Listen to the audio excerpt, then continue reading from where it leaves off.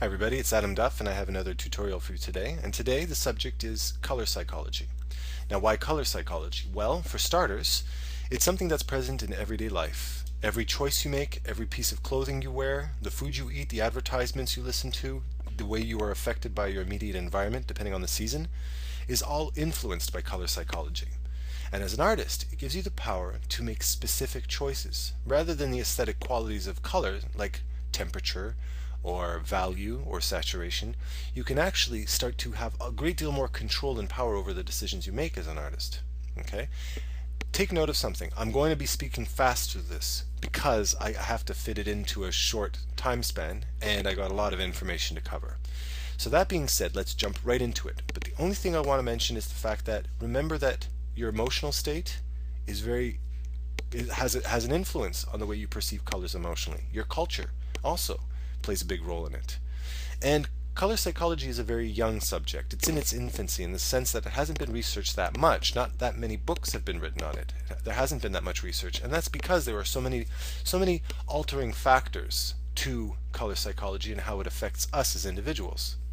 That being said, let's jump right into it. As we can see here, we have our primary colors: yellow, red, and blue.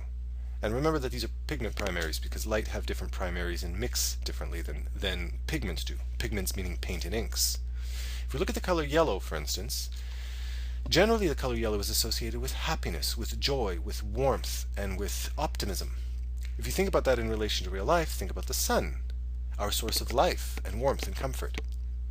People who are suffering from clinical depression are very often prescribed with yellow-tinted glasses because of its ability to change the way you perceive your environment and your overall mood. And if we continue around and we get our second primary, red.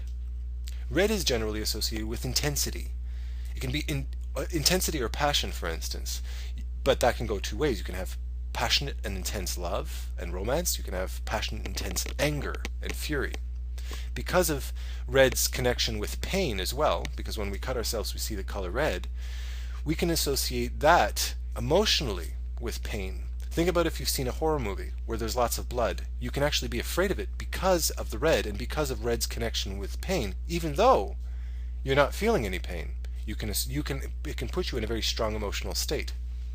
And if we continue, blue is generally a color associated with serenity and balance. It is a neutral color because we see it all the time in the sky and the water. It's very common. There's a reason why blue jeans have maintained their popularity. That's why blue jeans mix and match with almost anything, because our mind does not perceive that as being a challenging color. It's something that is present in everyday life. We accept it.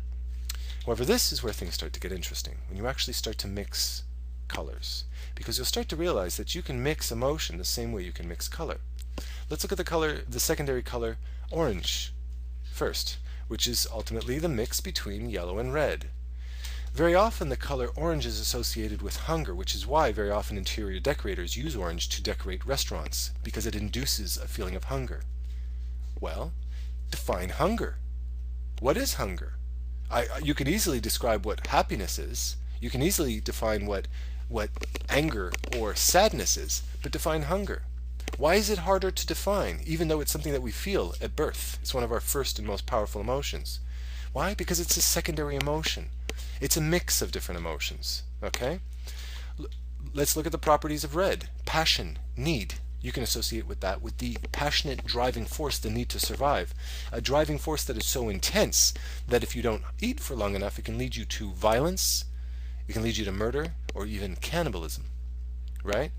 Furthermore, there's joy and warmth and happiness that you get from eating as well, because it's the source of life, exactly the same way the sun is, where food and sun are essentially the same thing. Food is the derivative of sun. So that's essentially what the definition of hunger is. It's a secondary emotion, a mix of passionate need to survive with the joy associated with survival.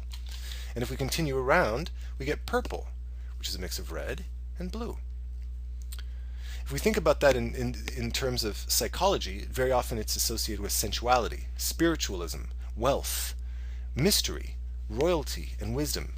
Now mystery, there's an interesting one. Why mystery? Well, if you think about that in context of real life, purple is a far less familiar color, which is why it's very often considered synthetic to a certain degree, because it's unfamiliar. If we think about that in terms of royalty, think about historically what royalty is. They're a source of leadership. And what is another color that we associate with leadership today? Navy blue. Think about police officers' uniform. Think about a businessman or a businesswoman, or a military officer's formal uniform with his blue suit and his hat, right? We immediately make that association with authority, which is exactly the same thing, which is a color that we find in this deep royal blue. However, it's not just blue, is it? There's a touch of red, isn't there? And what does that red symbolize if we think about it in terms of history and how leadership has changed over the years? The royal family led and were there to quote-unquote maintain peace. But if you said anything slanderous against them, or even you were even accused of saying anything slanderous, or if you refused to pay your taxes, for instance, you could be lynched, you could be burned alive, you could have your family murdered. There was bullying, there was an element of don't screw with us. So there was a tiny touch of aggression, which is why it should be absolutely no surprise why in today's uniforms that generally represent authority, there is a lack of red. They've taken the red out of it. We are maintainers of the peace. We're here to maintain stability, but we're not here to flamethrower you if you don't listen to me, right? That being said, let's go around the horn and look at green. Green is generally a color that's associated with nature. There's a mix of serenity and joy. Nature, right? We've got the happiness of the sun, and we've got the coolness and calmness of the water. It's a mix of both. And green in and of itself is also considered a neutral color in the sense that it's something we see in the grass and the trees every day, right? Think about green's association in today's day and age, how it's used in advertising.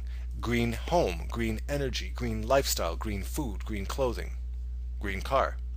Its association with environmentally friendly, environmentally aware, with living a healthy organic lifestyle, pure food that isn't processed or made in a factory, food that's actually grown in a farm in a green environment. When we make that association with green, we make an emotional association with nature. Okay? But that's it for part one.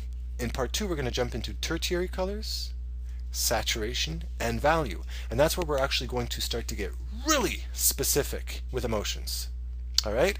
So I'll see you in part two.